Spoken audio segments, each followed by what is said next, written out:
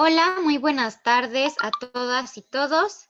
A nombre de la Universidad IBES, en colaboración con la Secretaría de Educación de Veracruz, les damos la más cordial bienvenida al taller uno del FLAT, que lleva por nombre el liderazgo académico con base en competencias y habilidades orientado a la comunicación efectiva y científica durante la contingencia del COVID-19 como estrategia para el fortalecimiento del trabajo colaborativo en la educación básica en el estado de Veracruz dentro de las líneas de la DACEP. El día de hoy corresponde la segunda sesión del módulo 3, que lleva por nombre Pensamiento lógico matemático en la toma de decisiones como elemento para el desarrollo de habilidades que fortalezcan el liderazgo para la autogestión dentro de la educación básica. Y bueno, a continuación daré algunas de las reglas que, como ustedes ya las conocen, hemos seguido a lo largo de los cursos. Y bueno, pues en primer lugar es que, bueno, sus micrófonos están en silencio y estarán en silencio. El video, por favor, de preferencia, los que puedan hacerlo, que estén encendidas sus cámaras. Esto es para una mejor interacción con la ponente. Igual respeto al ponente y a los participantes. Esto es cuando den alguna opinión, cuando ellos interactúen, respeto a lo, pues ahora sí que a lo que ellos piensan o a lo que ellos también consideren.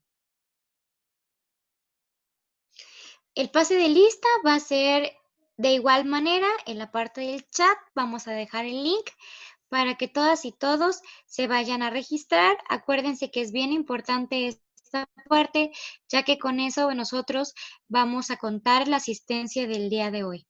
De igual manera, la participación va a ser, puede ser a través del chat, donde nosotros vamos a poder estar viendo o la maestra, y también vamos a abrir los micrófonos para quienes así lo dispongan. En el momento que la maestra considere que les abramos el micrófono, con todo gusto vamos a abrírselos. Y bueno, a continuación vamos a ver cuáles son lo que ofrece el IBES, la especialidad que es en pedagogía y enseñanza, y un doctorado que es en educación. Esos son algunos de muchos otros que todavía tienen, igual el doctorado en inclusión educativa y social, y bueno, pues ofertan muchísimo más cosas. Y bueno, pues también agradecemos la presencia de la ponente, la ingeniera María de Lourdes Navarro, de la cual les mostraremos una breve presentación.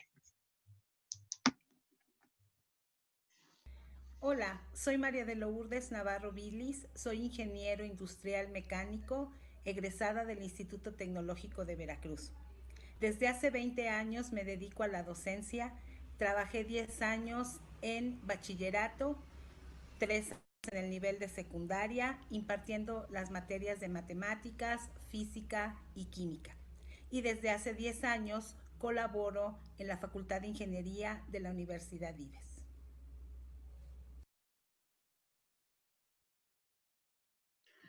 Muchas gracias. Agradezco la presencia del día de hoy de la maestra María de Lourdes, a la cual cedo el uso de la voz.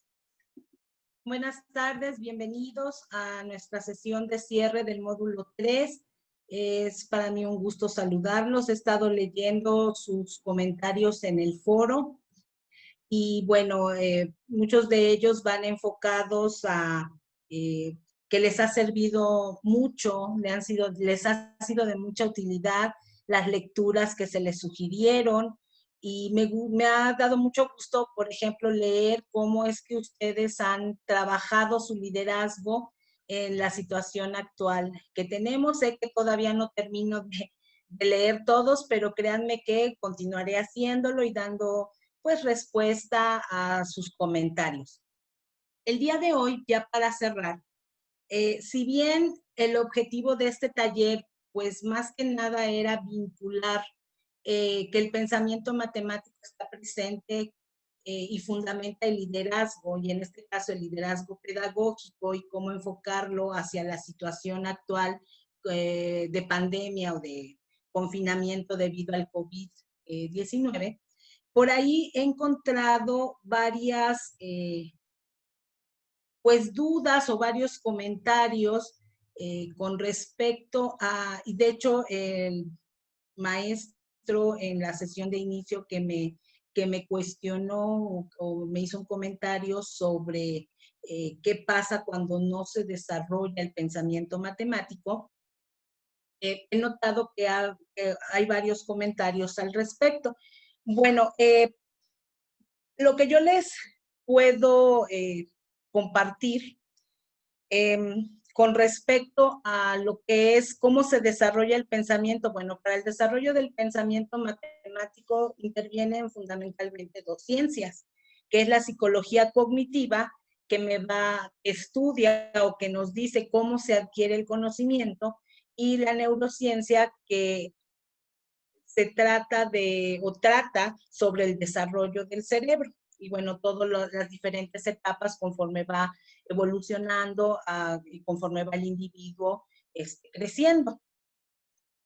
Por ahí había un comentario con respecto a que no todos tenemos facilidad para matemáticas. Y bueno, decíamos que el pensamiento matemático de alguna manera es cuando nosotros asociamos a lo que es la parte matemática, el lenguaje matemático, nuestro razonamiento lógico. Entonces hablamos de un razonamiento lógico matemático o matemático. Sabemos también que desde etapa inicial, antes de la etapa escolar, ahora sí que desde que son pequeños o somos pequeños, poco a poco vamos desarrollando este pensamiento o este conocimiento, como lo llamaba Piaget, el conocimiento lógico-matemático, cuando se empiezan a relacionar acciones con objetos. Yo por experiencia puedo decir que salvo que exista algún problema a nivel neurológico, todos tenemos la capacidad o la habilidad matemática. Desafortunadamente, a medida que vamos creciendo, muchas veces nos vamos encontrando con algunas situaciones que hacen que de repente un niño que iba muy bien en su desarrollo de la habilidad matemática o del pensamiento matemático o de las matemáticas en sí, de repente como que se estanca. Esto se debe, cuando no es un problema a nivel neurológico, se debe principalmente a que, como lo mencionaba el maestro en la sesión inicial con respecto a las aportaciones de Bachelard, pues Bachelard lo llama obstáculos epistemológicos.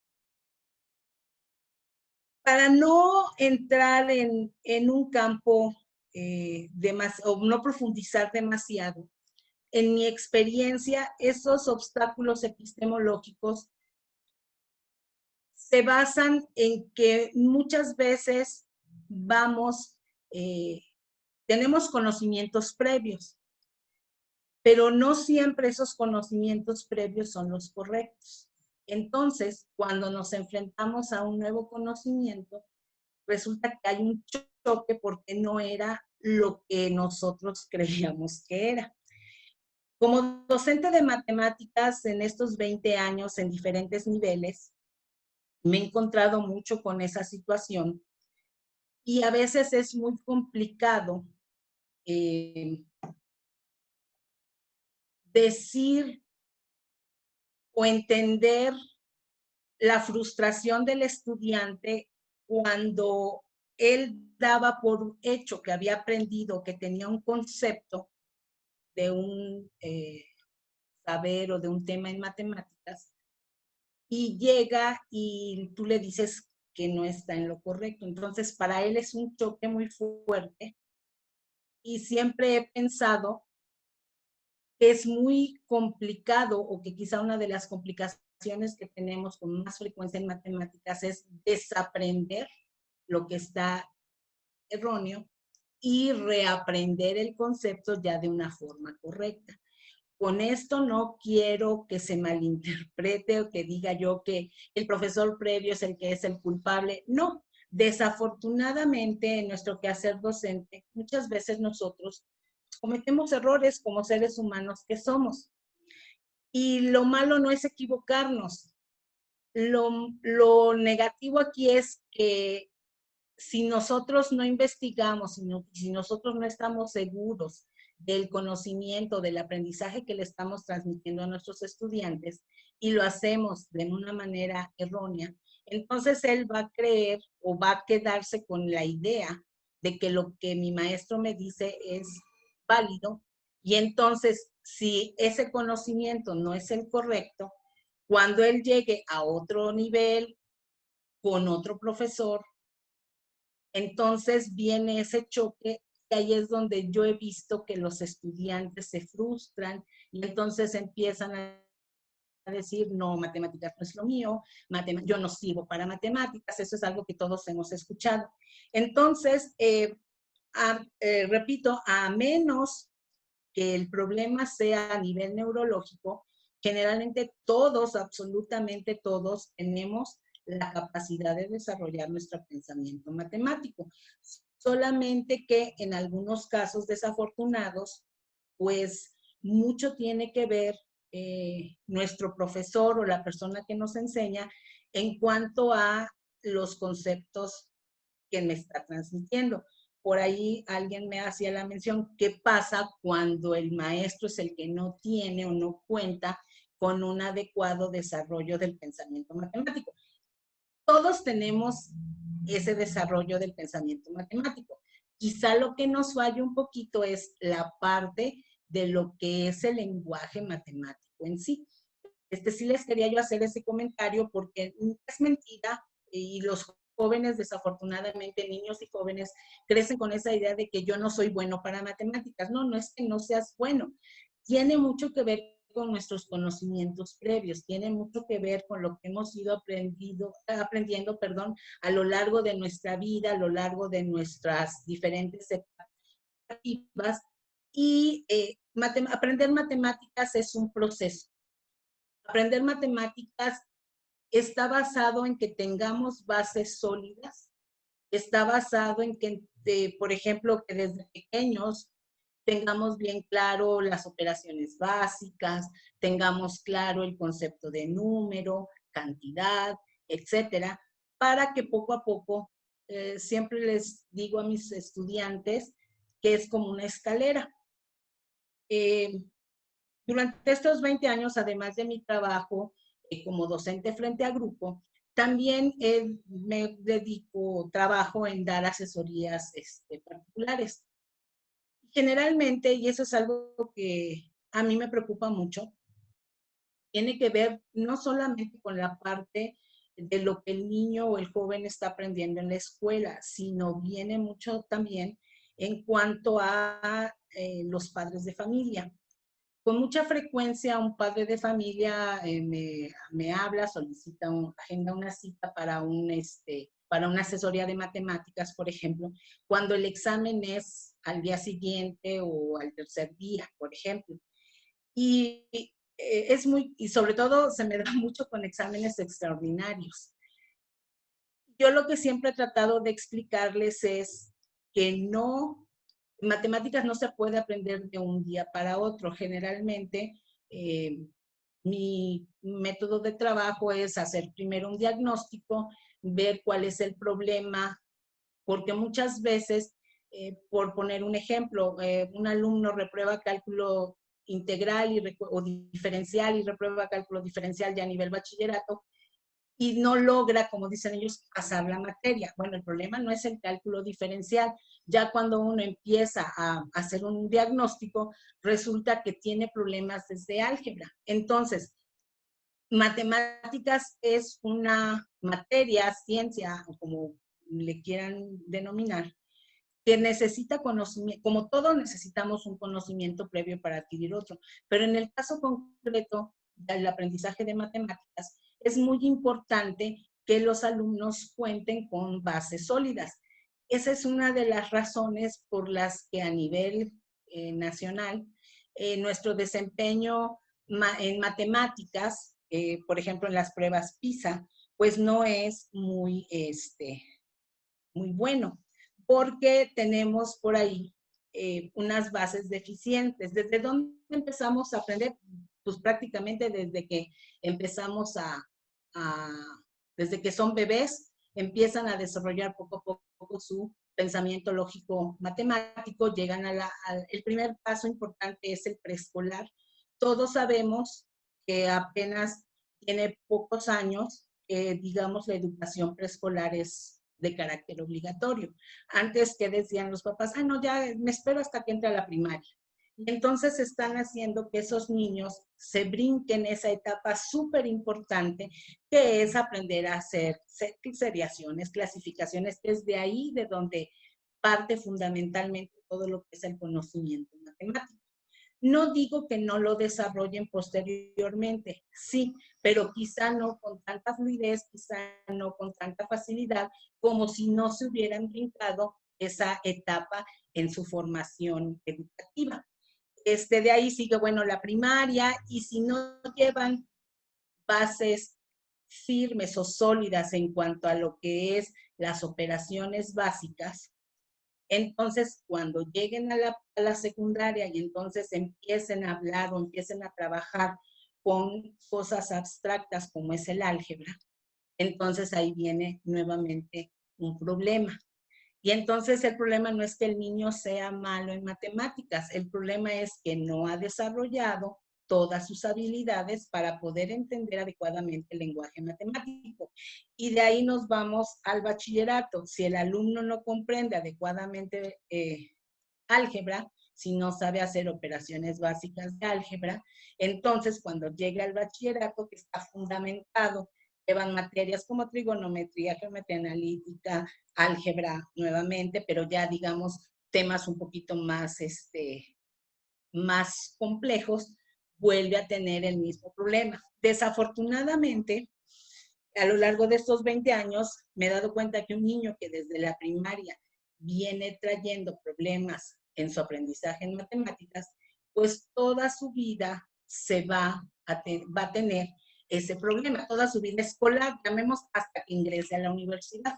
¿Por qué? Porque el examen para ingreso a la universidad tiene que ver con el razonamiento matemático. Muchos estudiantes, les hacía yo también el comentario, que me preguntan, bueno, ¿por qué si yo voy a estudiar derecho, porque tengo que hacer un examen de matemáticas? Y retomamos lo que platicamos en la primera sesión. El pensamiento matemático es importante para la solución de problemas de cualquier tipo y la toma de decisiones, que también puede ser de cualquier tipo, dependiendo después el área en la que tú te desarrolles, pero sigues utilizando el pensamiento matemático. Les quería comentar también que entre los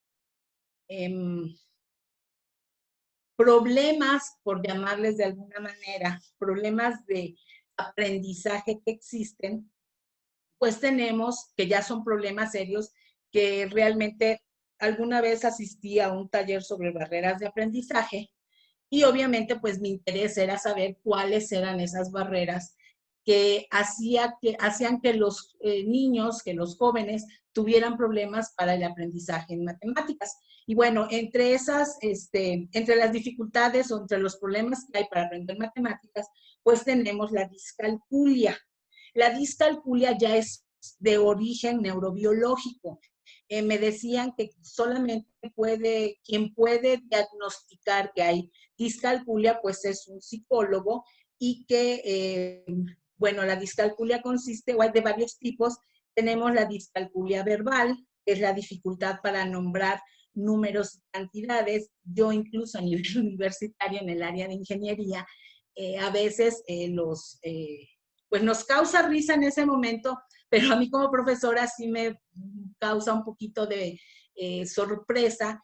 Se les dificulta, claro, no estoy hablando que tengan algún tipo de discalculia, no, pero sí, por ejemplo, ya a veces llegan etapas universitarias y se les dificulta mucho nombrar cantidades, nombrar, sobre todo cuando esas cantidades son del tipo de superiores a los millones, se les dificulta mucho nombrar cantidades. Bueno, pues a nivel neurobiológico existe ese tipo de discalculia en la cual los niños o los jóvenes tienen dificultad para nombrar números y cantidades. También está una discalculia gráfica que consiste en dificultad para escribir símbolos matemáticos.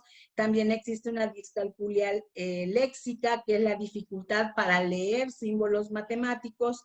Existe una discalculia ideognóstica, que es la dificultad para las operaciones mentales. Creo que algo que últimamente he visto que trabajan mucho a nivel secundaria es hacer operaciones y cálculos mentales. Los maestros les van dando diferentes cantidades y bueno, los chicos van haciendo sus operaciones mentales y es muy, pero muy, muy bueno esa estrategia porque de verdad les ayuda mucho a su pensamiento matemático. También tenemos otro tipo de discalculia que es la operacional, que es para la ejecución de operaciones y cálculos numéricos.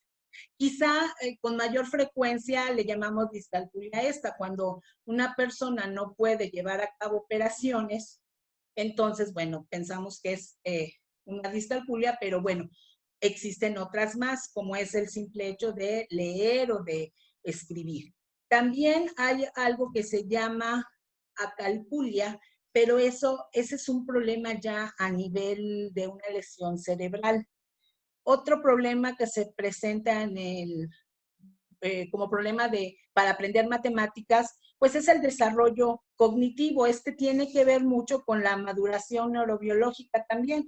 Decíamos que en las neurociencias, que también forman parte del desarrollo del pensamiento matemático o intervienen para el estudio del desarrollo del pensamiento matemático, pues sí, en la parte de las neurociencias es la evolución, o sea, cómo evoluciona nuestro cerebro a medida que nosotros vamos creciendo. Otro problema es la estructuración de las expresiones matemáticas. Esto tiene que ver con la dificultad en aprender, por ejemplo, lo que les comentaba que ocurre con mucha frecuencia. Si una persona tiene problemas en tópicos o en conceptos básicos que son necesarios para un aprendizaje nuevo, pues entonces le va a costar mucho más trabajo. Les comentaba que a veces los papás, y ahí sí me refiero directamente a los padres de familia, creen que con llevar al alumno con un maestro particular o a una escuela en donde den clases de regularización y sentarlo ahí 2 horas, con eso va a aprender lo que no ha aprendido en un bimestre, trimestre o semestre, dependiendo del nivel en el que el chico se encuentre o chica se encuentre. Y la verdad, eso sí es muy complicado. Les decía que también yo les aquí ya me se me la lengua, yo veo por experiencia que mucho tiene que ver la educación que viene de casa en cuanto a que los papás se conforman con que pase matemáticas. Ah, ya sacó 6, perfecto, no hay ningún problema. Pero realmente el padre de familia no se preocupa por ver si su hijo realmente está aprendiendo. Y cree que, bueno, ya al siguiente semestre, al siguiente bimestre, pues ya pasó el primero y no hay ningún problema. Viene el segundo y con que me saque otros 6, con eso soy feliz. Pero desafortunadamente se olvidan o no son conscientes de que este es un proceso, que aprender matemáticas es un proceso que si yo no me cercioro de que mi hijo esté realmente aprendiendo, entonces, si más adelante hay problemas, pues en parte yo como papá soy un poquito responsable porque nada más me conformé y le estoy también a él pasando esa estafeta de, con que pases con 6, con eso es suficiente. Creo que en esa parte, no sé si sea únicamente en cuanto a nuestro país, que se tiene pues ese equivocado pensamiento en cuanto a que nada más se pase una materia y no nos preocupemos porque realmente exista un aprendizaje. Entonces ese es otro de los problemas, la estructuración de la expresión o de matemáticas. Y otro problema para aprender matemáticas pues es la resolución, los problemas que hay o las dificultades que hay para la resolución de problemas. ¿A qué viene esto? Bueno, en el otro taller, fue en uno de los cursos que se dieron también, se habla de la importancia de la lectura en el pensamiento matemático. Pues precisamente si un estudiante o si uno mismo no entiende, no tenemos una comprensión lectora adecuada y no entendemos cuál es la problemática, pues difícilmente vamos a poder dar solución a un problema. Aun cuando contemos con todo lo que son los algoritmos matemáticos y todo, si yo no entiendo el problema, si yo a la hora que leo el enunciado no comprendo lo que me están diciendo, qué datos me están aportando, qué es lo que necesito buscar, pues entonces va a haber un problema para solucionar esa situación. Entonces, bueno, a grandes rasgos, pues les quería yo hacer esos comentarios. Lamento no haber preparado más profundamente esto, pero bueno, la idea del taller era enfocar el pensamiento matemático hacia lo que es el liderazgo, que es lo que ustedes ejercen cotidianamente y que lo hacen muy bien por todos los comentarios que he leído hasta ahorita, y sobre todo la situación que estamos viviendo con el COVID-19. No sé si alguien quiera hacer algún otro comentario, si alguien quiera decir algo al respecto de las lecturas, al respecto de alguna duda que tengan, con todo gusto, pues estoy para apoyar.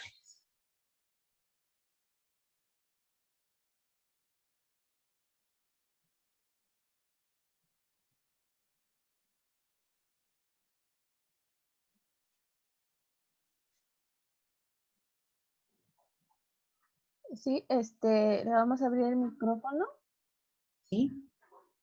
al director Anuar. Sí, dígame, buenas tardes.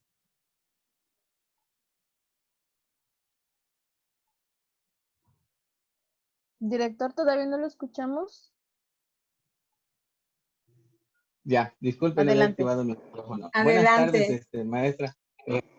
Apreciando atinadamente los comentarios que usted nos acaba de dar. Y precisamente quisiera también hacer al respecto que como director de un centro de atención múltiple de educación especial, que atendemos también alumnos que presentan alguna discapacidad o condición, ya sean esta desde intelectual, visual, motora, auditiva, o condiciones como dificultad severa de aprendizaje, dificultad severa de conducta o de comunicación.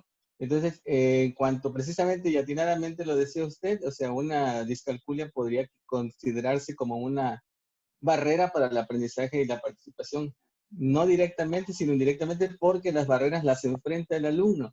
Esto es que es en el contexto, ya sea escolar, ya sea familiar, escolar como la evaluación, la metodología, los materiales didácticos. En el contexto familiar podrían considerarse la protección o sobreprotección o el descuido de los padres. Entonces, la discalculia vendría siendo la dificultad severa de aprendizaje, y la barrera estaría en el contexto. La situación que el alumno, pues no, los maestros al no poder darle respuesta a esta situación, nos convertimos en la barrera de que el alumno va a enfrentar. O sea, la barrera no la tiene el alumno, las barreras las enfrenta el alumno. Es su contexto escolar, familiar, social, incluso quienes las estamos anteponiendo al desarrollo escolar del alumno. Mi participación, maestra, a sus órdenes. Anuar Iván Muchísimas Hernández. gracias. Muchas Sí, gracias, muy amable. maestro. A usted.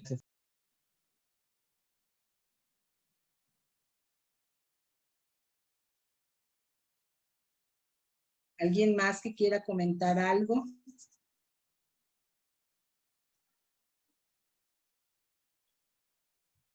Quien guste levantar la mano la puede hacer en la sección de participantes de sus plataformas que se encuentran las herramientas en la parte inferior. Si están en computadora, se les despliega la lista de participantes y en la parte de abajo de esta lista hay unos puntitos. Ahí está la opción de levantar la mano. Muy bien, acaba de levantar la mano el maestro Ramsés. Ramsés. También tengo a Martín Cetera, el maestro.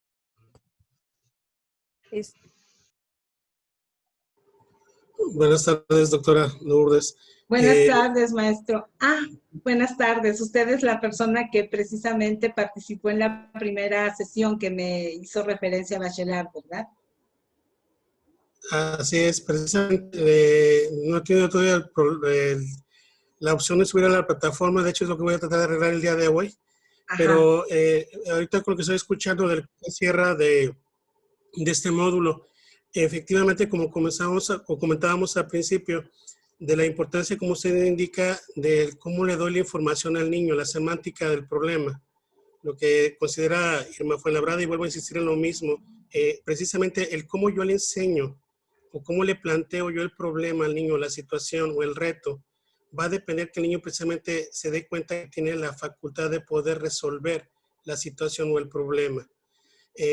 Usted hablaba precisamente de la importancia del lenguaje y la comunicación. Efectivamente, depende también de uno como docente, el cómo plantea las cosas para que le sean interesantes, retadoras, pero sobre todo, cómo baja la información al niño, sobre todo en preescolar, para que precisamente el niño desde preescolar no tenga ese temor, como usted decía, de que decimos, yo no me quiero meter con matemáticas. Yo en varias ocasiones en cursos, cuando uno estaba todavía frente a grupo, escuchaba a algunas compañeras decir, pues yo me metí a preescolar para no tener problemas con matemáticas.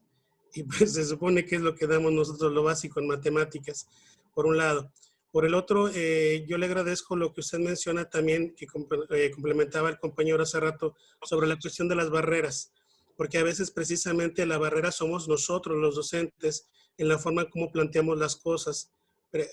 Por desgracia, nuestra propia experiencia educativa hace que nosotros también transmitamos la misma en lugar de mejorarla. Si a mí no me gustan, pues yo no transmito el gusto. Y el problema es ese, de que si uno no transmite el gusto, ¿cómo lo genera en un niño?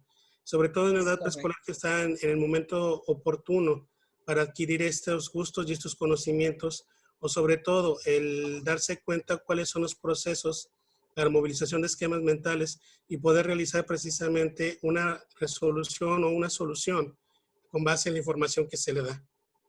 Es correcto. Pues yo le agradezco lo que usted comentaba en ambos sentidos sobre la cuestión de lo necesario que es dar las consignas o las indicaciones de manera clara para que el niño apropie el proceso. También el lenguaje que utilizamos para darle a conocer la información que va a utilizar en la resolución del problema. Pero también darnos cuenta que a veces el problema no está en el niño, sino que está en el contexto del niño, fuera del niño, y a veces, por desgracia, en el contexto educativo.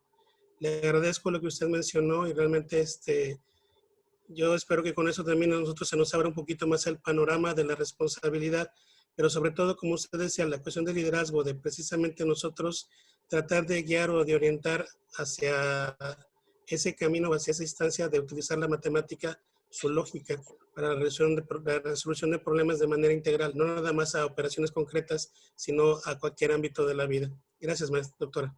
Gracias a usted, maestro Ramsés. Muchas gracias por participar. ¿Había otra persona? Sí, el maestro Martín Cetera. Si quieres, le habilito su micrófono. Sí, por favor. Maestro Martín, buenas tardes. Voy. Buenas tardes, maestra. Adelante, maestro. María de Lourdes. Buenas tardes, maestro Martín.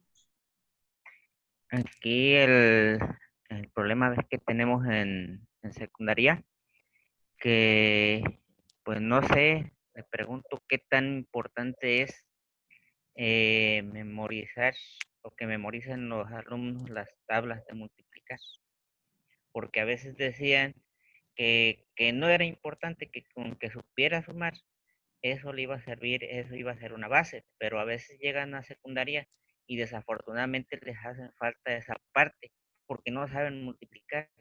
y caemos a un detalle cuando se les aplican problemas, precisamente resolución de problemas de cálculo. Entonces ahí ya no saben ellos para dónde agarrar. Dicen, no, pues, y a veces caemos también que cuando les aplican un examen, les dije, no, pues no use calculadora, solamente lápiz y papel. Y si no se saben las tablas o no memorizan las tablas de multiplicar, ¿qué se puede hacer? No sé si es correcto que ellos memoricen tablas de multiplicar o no, pero es la base. Claro. Consideramos que es la base para poder seguir hacia adelante, porque si no, vamos a tener ese tipo de problemas. Sí es cierto, parte es nuestra y mucha responsabilidad en la cuestión del planteamiento de los problemas, pero si el muchacho no lleva la base de la tabla de multiplicar, entonces no podemos avanzar en esa parte. Gracias, maestra. Así es. Gracias a usted, maestro Martín. Mire, en lo personal, bueno, se habla mucho de evitar que sean alumnos o estudiantes memorísticos, que no nada más repitan como periquitos las cosas, etcétera. En mi experiencia, yo considero que en matemáticas sí hay muchas cosas que sí deben de memorizarse y una de ellas son las tablas de multiplicar.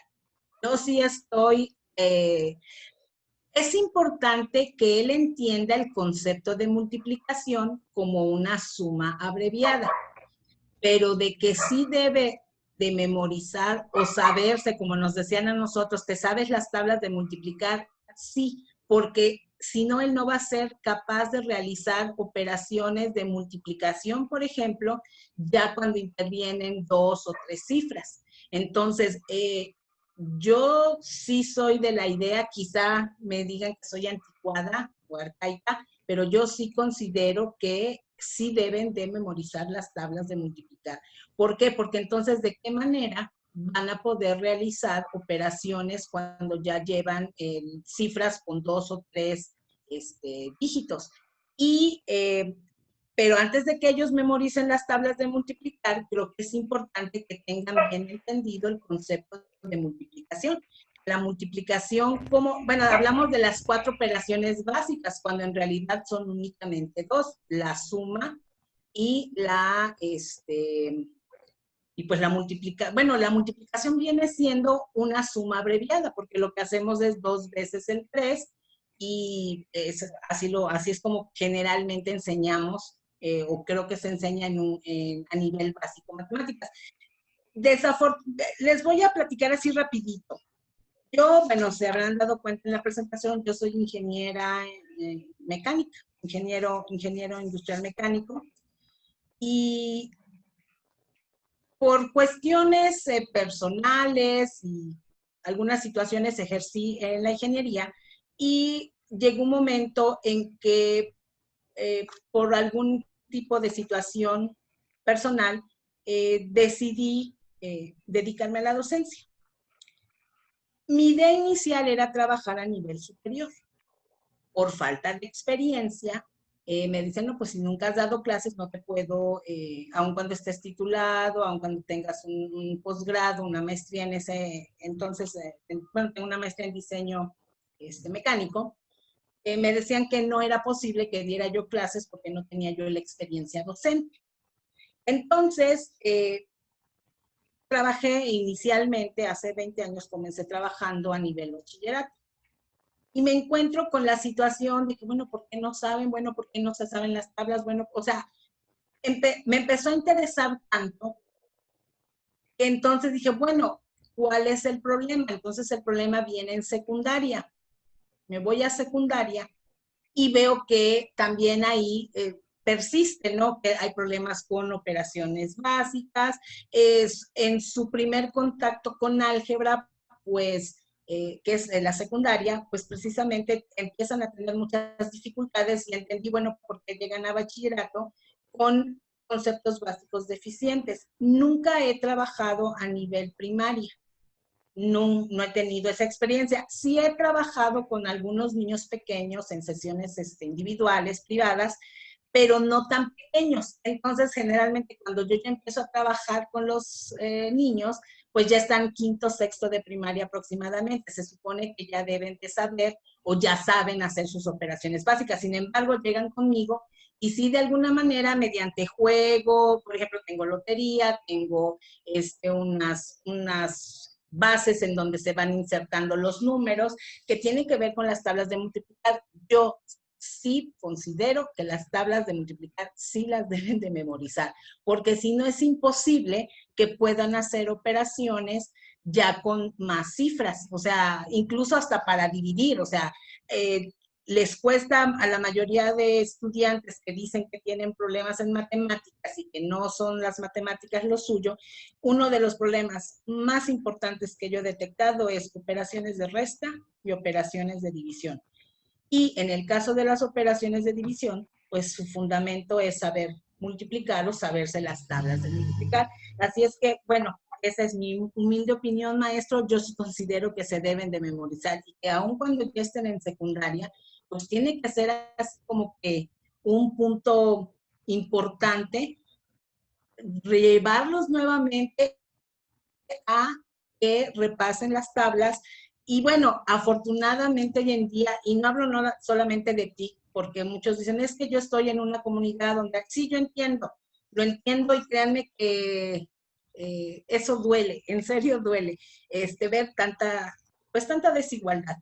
Pero hay otros recursos que nosotros mismos podemos elaborar. Les platico, yo he hecho dominós. ¿Qué otra cosa tengo? Tengo dominós, tengo lotería, tengo, y no comprados, porque a veces es difícil encontrar material didáctico para matemáticas, pero precisamente como a veces me ha tocado trabajar con chicos quinto, sexto de primaria que tienen esos problemas con las famosas tablas de multiplicar, pues entonces he procurado elaborar material por mí misma, hacer un dominó, hacer, les repito, lotería. Otros sí los compré, son hechos de FOMI, y traen ahí los números para insertar, son como rueditas de FOMI también, y entonces las vas insertando. Y es una manera de que ellos jugando estén pasando las tablas de multiplicar. No sé si con esto contesto su pregunta o le puede servir como, pues como una opinión no personal al respecto de las tablas de multiplicar. Sí, a veces me choca un poquito cuando estaba en el doctorado, pues hablaban mucho de eso, de evitar que los alumnos fueran repetitivos. Pero bueno, tenía yo compañeros que en su mayoría eran psicólogos y tenían otro tipo de formación profesional y bueno, salía yo con mi no, yo sí estoy todavía a favor de que al menos las tablas de multiplicar sí se memoricen. Ahora, más adelante existen otros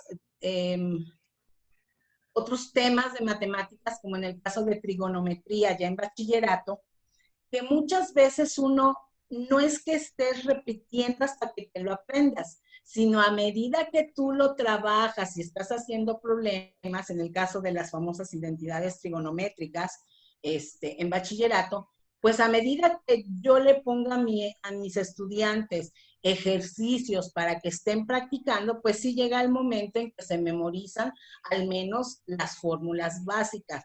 Me he encontrado, tanto a nivel bachillerato como a nivel universitario, con estudiantes que no se saben, por ejemplo, o no saben las fórmulas de figuras básicas, cuadrados, círculos y otras figuras. Bueno, ya ni hablar de un trapecio o de un polígono regular.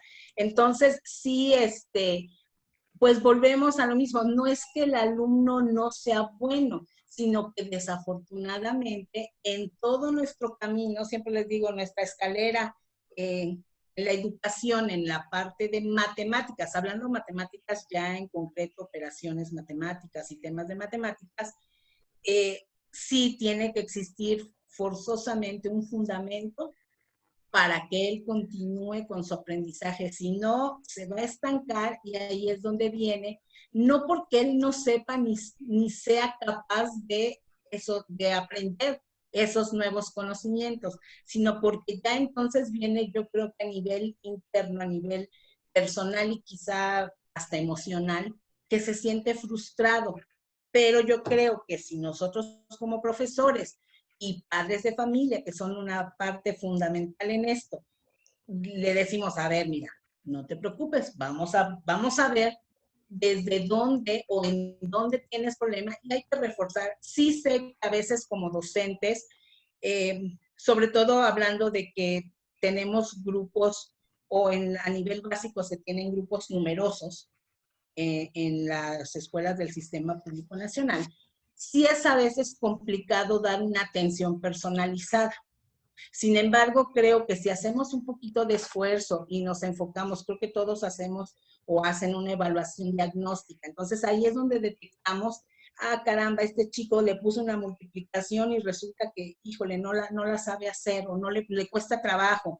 Entonces yo creo que a lo mejor, pues sí es dar un plus nosotros, pues trabajar con estas personitas, dándoles, explicándoles de nuevo cuál es cómo se lleva a cabo esa operación, cuál es el método, cuál es el algoritmo para poder realizarla y dejarle un poquito de trabajo extra, siempre motivándolo para que él sepa que si él pues se compromete un poquito y le pone,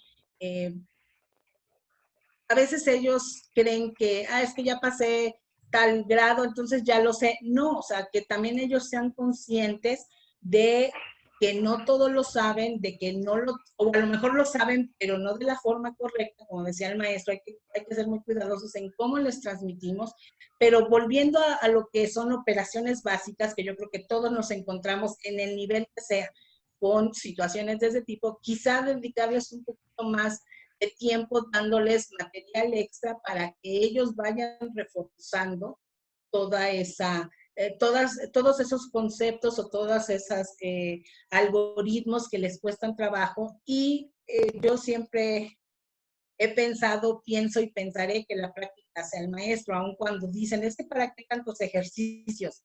En matemáticas, con que tú le cambies un número, con que tú le cambies un signo, ya es, porque muchos asocian con que el dejar muchos ejercicios es repetitivo y se vuelve lo que comentábamos al inicio con el maestro, que se vuelven repetitivos y memorísticos. No es así. En el caso concreto de matemáticas, cuando enseñamos matemáticas, con el simple hecho de que le cambiemos un número, de que le cambiemos alguna cosa, un signo, le estamos dando completamente un giro al ejercicio, al problema. Entonces, yo creo que entre más practiquen ellos, mayor va a ser su habilidad en matemáticas. No sé si esto le conteste lo que cuestionaba, maestro. ¿Alguien más gusta hacer alguna pregunta? En la primera sesión sentí que me extendí demasiado con lo de las diapositivas y todo, y ya no hubo tiempo para que hicieran cuestionamientos. Y bueno, para esta sesión, pues precisamente la idea era esa, que ustedes participaran más y que compartieran pues lo que habían visto que les funciona en el caso de su labor como docente, como en este caso son directivos y bueno, supervisores me parece también. Entonces, ¿qué tanto les ha funcionado o les funciona lo que se les platicó?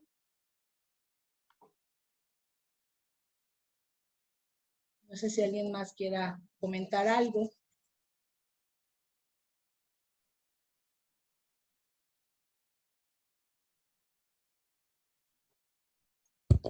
La maestra zona 08 super, ¿sí? Le habilito su micrófono. Ay, no. Adelante, maestra. Buenas tardes.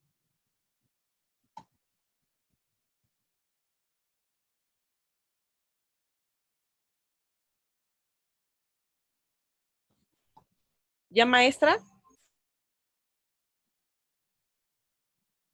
Maestra, habilite su micrófono, ya puede.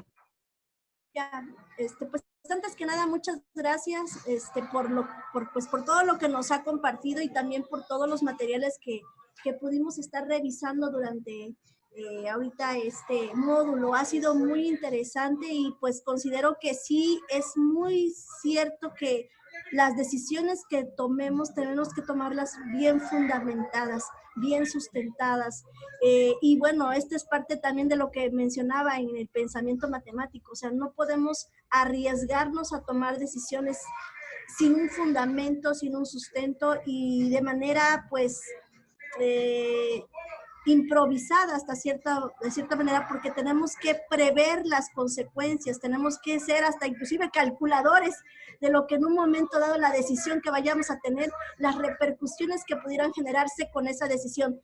Puede ser correcta o incorrecta, pero sí tenemos que tener o medir el alcance de nuestras decisiones y también de las acciones que estamos llevando a cabo. Y bueno, ahorita con esta contingencia, pues nos vimos en la necesidad de tomar decisiones en un marco diferente, en un contexto distinto, de cambiar nuestra rutina, nuestras prácticas, nuestra forma de interacción, ¿no? Y esto también implicó un análisis, una evaluación, una reflexión, entendido en esta lógica de determinar qué podíamos hacer y qué no podíamos hacer en esta nueva realidad que estábamos viviendo, ¿no? Y bueno, aunado también a lo que ahorita comentaba de las matemáticas, pues considero, bueno, en mi ámbito como maestra de educación especial, considero que sí es muy importante que el docente transforme su práctica, transforme. Esto no quiere decir que lo que haga esté mal, sino que tiene que hacer ese estudio, como lo mencionaba en las lecturas, un análisis metacognitivo, de poder ver hacia su interior si lo que está haciendo está funcionando, está ayudando a los alumnos a aprender, o tendrá que hacer ese cambio y ese reajuste, porque precisamente mencionaban esas deficiencias que los alumnos van teniendo a lo largo en los distintos niveles que él va cursando. En gran parte, algunas a lo mejor tienen que ver con su condición, otras con las situaciones familiares, pero tendremos que analizar y evaluar cuáles dependen de mi propia práctica, de lo que yo estoy haciendo y de cómo estoy enseñando, ¿no? Y entonces ahí es donde el mismo docente tiene que evaluar si lo que está haciendo funciona, si no funciona, y hacer ese cambio y esa transformación. Lo hicimos ahorita con esta pandemia, cambiamos y transformamos nuestras prácticas, hacer uso de la tecnología, de otras herramientas, de otros materiales, de muchos recursos en de distintas formas y medios electrónicos que hemos utilizado. Y yo creo que aquí el mismo docente tiene que evaluar y poder reflexionar en este trabajo que está haciendo a distancia. Bueno, ¿qué me falta? ¿Qué tengo que aprender? ¿Qué tengo que mejorar? ¿Y qué tendría yo que estar cambiando para que realmente el alumno aprenda? Algo que he considerado que es muy importante es que los alumnos necesitan motivación para aprender. Se ha perdido la motivación para el aprendizaje. Para las matemáticas, pues con más razón, porque desde cómo las estoy enseñando, pues si yo las enseño como a mí me las enseñaron, pues es una clase aburrida, tediosa y sin sentido y sin un propósito. Pero si yo las enseño desde un enfoque de enriquecimiento, de que el alumno se divierta, juegue, interactúe y aprenda, voy a garantizar que ese aprendizaje sea significativo y que el alumno lo aplique en su propia realidad. De otra manera, mi aprendizaje va a ser un aprendizaje pues sin un sentido para el alumno, sin interés, y al final no va a impactar en lo que yo pretendo lograr, que es garantizar que aprenda a sumar, que aprenda a restar. ¿Y de qué manera lo voy a hacer? Pues transformando, ideando nuevas estrategias, haciendo uso de distintas herramientas. Ahorita con la tecnología hay muchas maneras, y como usted lo mencionó, un dominó, a lo mejor parece algo simple, pero si al alumno le gusta jugar, pues ese es el área donde yo tengo que impactar. Y a lo mejor él no se da cuenta, pero jugando está memorizando. Jugando está aprendiendo, no estamos repitiendo, estamos aprendiendo. Y eso es, yo creo, que lo que tenemos que hacer, que el alumno aprenda haciendo uso de distintas herramientas, de distintas estrategias y diversificando nuestra enseñanza para impactar en que en la medida de sus posibilidades los alumnos realmente tengan aprendizajes significativos en las matemáticas y en cualquier otra asignatura. Eso es lo que... Así es. Así es, maestra, muchísimas gracias por su participación y efectivamente la situación que estamos viviendo, quizá al principio estuvimos un poquito incómodos y reticentes y nos la pasábamos quizás hasta renegando y que no, que como que no va a funcionar. Al menos en lo personal, yo decía, bueno, si en clase presencial a veces se complica, pues a distancia va a ser peor. Sin embargo, la utilización de herramientas como pueden ser juegos, y pues el sinnúmero de tips que podemos encontrar, afortunadamente, bueno, estando aquí en Jalapa, pues es mucho más fácil que tengan acceso los muchachos a trabajar en la plataforma, etcétera. Entonces, pero sí modificó muchísimo, muchísimo mi manera al menos de dar clase.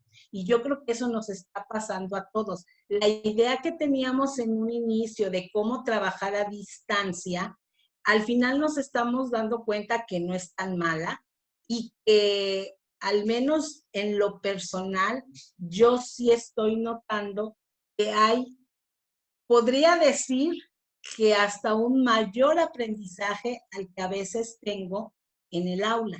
Porque, por ejemplo, ahorita los pongo en Facebook, los tengo en un grupo de Facebook y en ese grupo, por ejemplo, si vamos a trabajar algo que tenga que ver con equipo, hacer un equipo, les hago salas y bueno, a ver, y así también estoy supervisando, a ver qué pasó, cómo va. No, pues es que tenemos duda en esto y pregúntanles y me voy a otra sala. O sea, los equipos los hago, yo trabajo con Meet, por Classroom, y entonces en el Meet nos ponemos de acuerdo y luego les creo salas y entonces empiezo, y de verdad, hoy se los comentaba, hoy se los externaba a ellos, porque bueno, siempre me gusta, ya estoy casi a mitad de mi módulo en el trabajo en la universidad, y les pregunta, bueno, ¿cómo se sienten? ¿Realmente sienten que están aprendiendo? Yo ahora estoy trabajando con lo que es evaluación continua. Siempre la hacía, pero quizá no tan concienzudamente como lo hago ahora. En cada clase yo los evalúo, en cada clase yo los evalúo, a veces trabajan individual, o sea, he buscado lo más que he podido en cuanto a estrategias para mejorar precisamente mi trabajo con ellos, y hoy les externaba eso, que quizá el aprendizaje más a nivel docente que me ha dejado esta situación, pues es que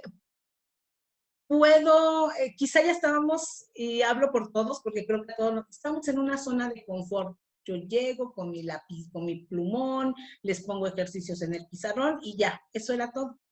Les explico obviamente el procedimiento, pero quizá ahora, precisamente pensando en que a distancia se complica un poquito más la situación, pues hago mayor énfasis, le pongo, podría decirse, más ganas, más interés, ando buscando qué estrategia me puede funcionar para que ellos logren un aprendizaje más significativo. Siempre mi objetivo ha sido el aprendizaje significativo, pero ahorita en esta situación, y creo que todos quienes están al frente de un grupo, aunque al principio lo vimos así como que no, como que con cierto recelo, en realidad hemos visto o hemos aprendido nosotros y además hemos mejorado mucho nuestra práctica educativa.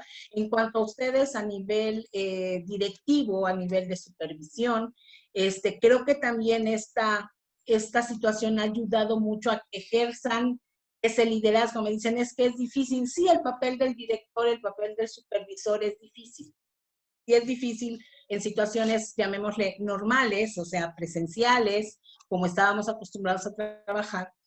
Ahora que es a distancia, ustedes también han buscado más estrategias, han buscado más herramientas, han buscado de qué otra manera pueden llegar a su personal, de qué otra manera pueden llegar a los padres de familia.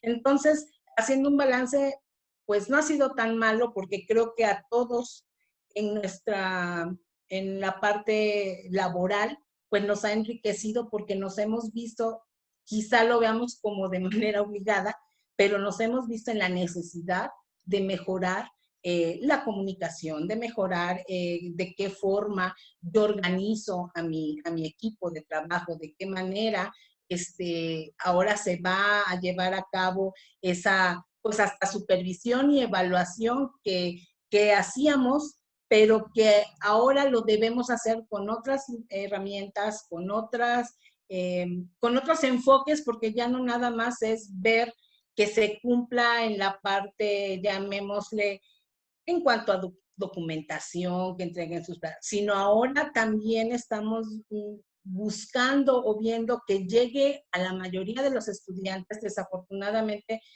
precisamente por cuestiones de comunicación en cuanto a comunidades que no cuentan con internet, algunas ni siquiera con electricidad, pues esto se dificulta. Sin embargo, ustedes ejercen ese liderazgo buscando estrategias de tal manera de que estén en comunicación con su personal, con sus colaboradores, con su equipo de trabajo, pero también de hacer que la educación o que el aprendizaje llegue a todos sus alumnos, toda la comunidad educativa.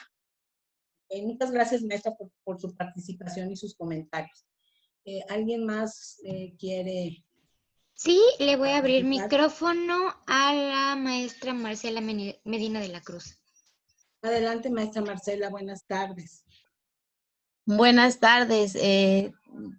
Aunque ya varios de los aspectos que quería yo comentar ya lo abordó la persona que participó antes que yo, pero sí es importante, lo hablo por experiencia en relación a que siempre relacionamos el pensamiento lógico matemático o el pensamiento científico directamente con la asignatura, ¿no?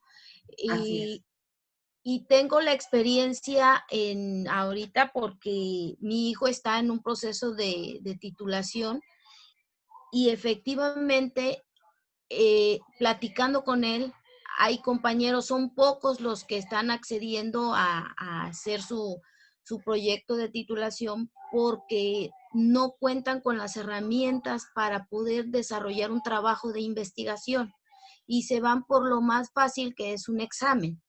Pero comentando con mi hijo, me dice, mami, dice, es que si yo quiero estudiar una maestría, a mí no me van a aceptar con un examen de Ceneval o con un examen. Yo tengo que hacer un proyecto de titulación en el que yo tenga que hacer uso de la investigación y sobre todo, todo ese bagaje de conocimientos, analizándolo y a lo mejor voy a poner en evidencia a mi nivel porque yo soy supervisora escolar y tengo apenas como 2 años y algo de haber dejado de ser directora y maestra de grupo a la vez. Entonces, llegamos a la conclusión que el poder trabajar o el desarrollar el pensamiento lógico, matemático, y sobre todo trabajar en el razonamiento, es la base viene efectivamente preescolar, pero se centra más en primaria. Entonces, si nosotros estamos viendo esto que lleva, estas deficiencias se van arrastrando hasta el nivel universitario. Y lo digo, se van arrastrando porque yo también ya estudié una maestría y también me costó mucho trabajo en la parte del pensamiento, las habilidades de pensamiento. Entonces, llegamos a la conclusión con mi hijo, bueno, son bases que se deben trabajar, enfocarse. Y ahorita, definitivamente este confinamiento o esta pandemia nos lleva a que tenemos que reflexionar y entonces replantear nuestra forma de enseñar y encauzar, orientar la forma en que aprenden nuestros alumnos. Porque como ellos ya están inmersos en esto de las herramientas digitales o en la era digital o la era de la tecnología, entonces las limitaciones y los miedos son de nosotros, los adultos, porque tememos equivocarnos. Y entonces, ¿en dónde queda esa parte de los fundamentos teóricos de que hay que aprender del error, no? O sea, son situaciones. Entonces, sí como una de las cimentaciones en educación primaria, debemos centrar en que verdaderamente desarrollemos este pensamiento y tomo, o sea, por ahí tomo algunos aspectos de los que ya aportó la maestra que es de la zona 08, porque no le veo su nombre, no recuerdo su nombre, pero sí tener una razón de cómo trabajar a través de diferentes estrategias lúdicas y que hacerles reflexionar lo importante de que, pues esto de las operaciones básicas, y que no solamente tienen que ver para resolver un problema matemático. O sea, el pensamiento lógico matemático no solamente se relaciona con eso, se relaciona con otras cosas para la toma de decisiones, para reflexionar, para razonar si estoy haciendo bien aquello, si lo estoy haciendo mal, qué tengo que replantear. Y situaciones como esa. Y digo, me remonto de rapidito al último grado con el que estuve trabajando, que fue quinto grado, y es uno de los grados un poco complejos en relación a la cantidad de conocimientos que se supone ya debe traer el alumno. Y sin embargo, efectivamente, me enfrento con las operaciones básicas y tener que decir, bueno, si eso ya lo saben, ¿por qué tener que replantear?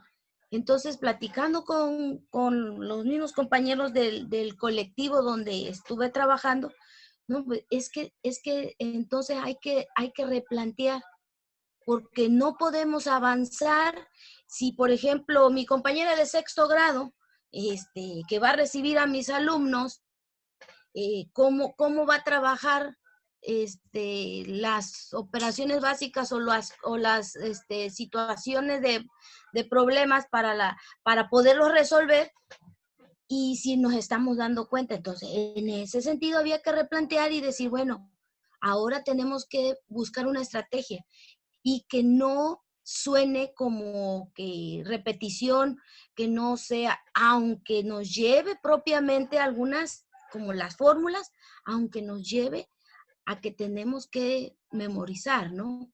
Pero de alguna manera que ellos encuentren la razón del por qué tenemos que tener presente esos conocimientos y tan a la mano, porque cuando vayan a la secundaria, que si empiezan con las ecuaciones de primer grado, que si las ecuaciones de segundo grado, etcétera, ¿no? Entonces, para eso, y luego enfrentarse a por ejemplo, a eso de la ley de los signos, ¿no? Y que, qué difícil, ¿no?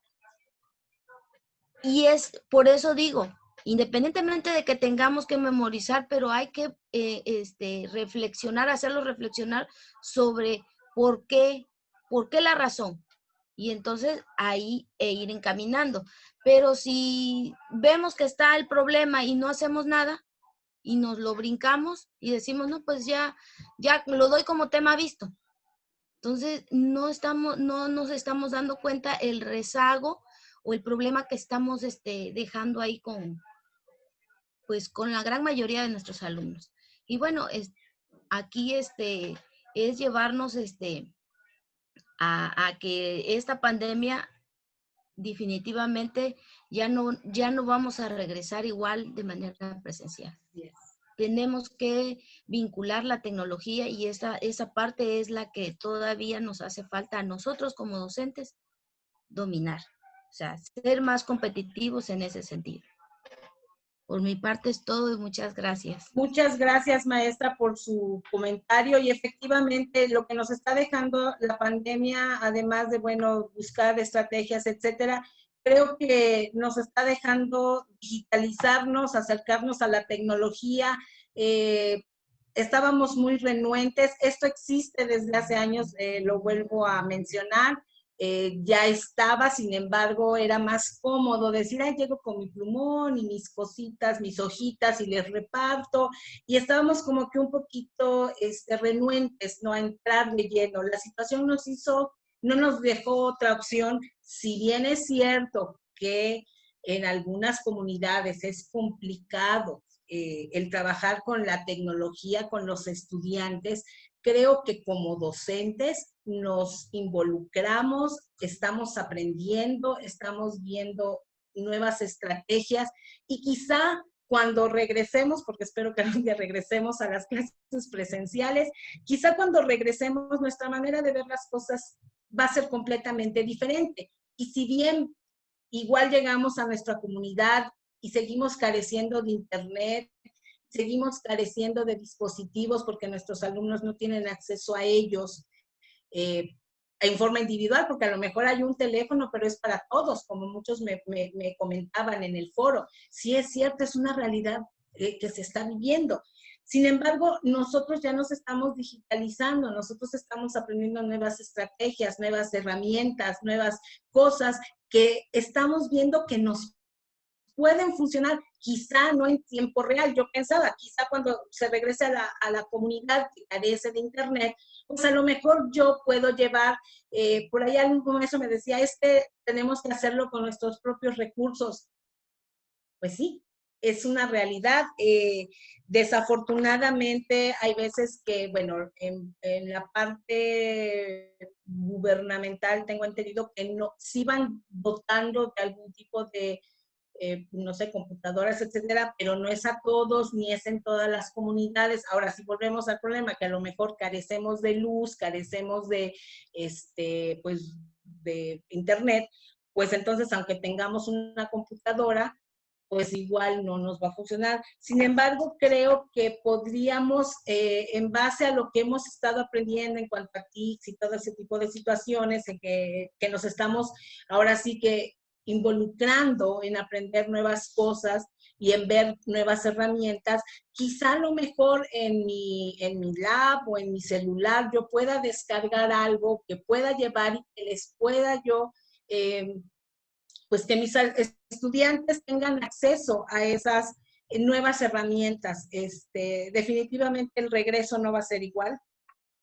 Nosotros hemos aprendido mucho, no solamente en la parte profesional, hemos aprendido también mucho en la parte humana, en la parte emocional, en dar ese soporte, ustedes como directivos, ustedes como líderes pedagógicos, en dar ese soporte tanto a su equipo de trabajo, ese soporte emocional, que todos, absolutamente todos, pues necesitamos, porque todos estamos prácticamente en la misma situación, algunos con problemáticas mayores, pero de alguna manera a todos nos ha afectado y definitivamente, como bien dice la maestra, el regreso no va a ser el mismo. Llevamos nuevas ideas, llevamos nuevos conocimientos, llevamos nuevas estrategias. Ahora lo importante es que cuando regresemos no pensemos, bueno, pues ya se acabó y pues voy a seguir como antes. Yo creo que no, ya no vamos a poder seguir como antes. Y creo que esa es la idea, que todo esto que nos cambió como docentes, como directivos,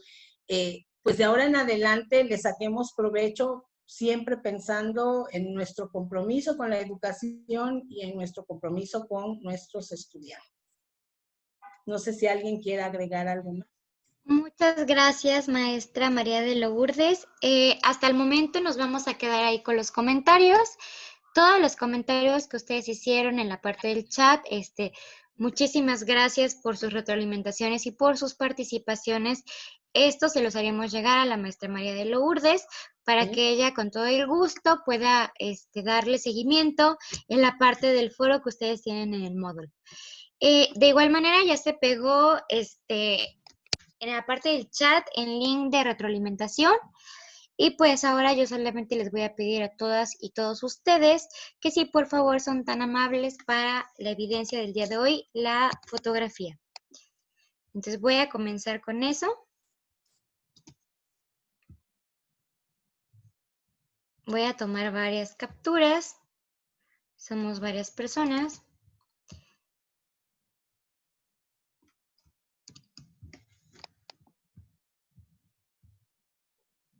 Listo. Bueno, pues nada más que comentarles que muchísimas gracias por,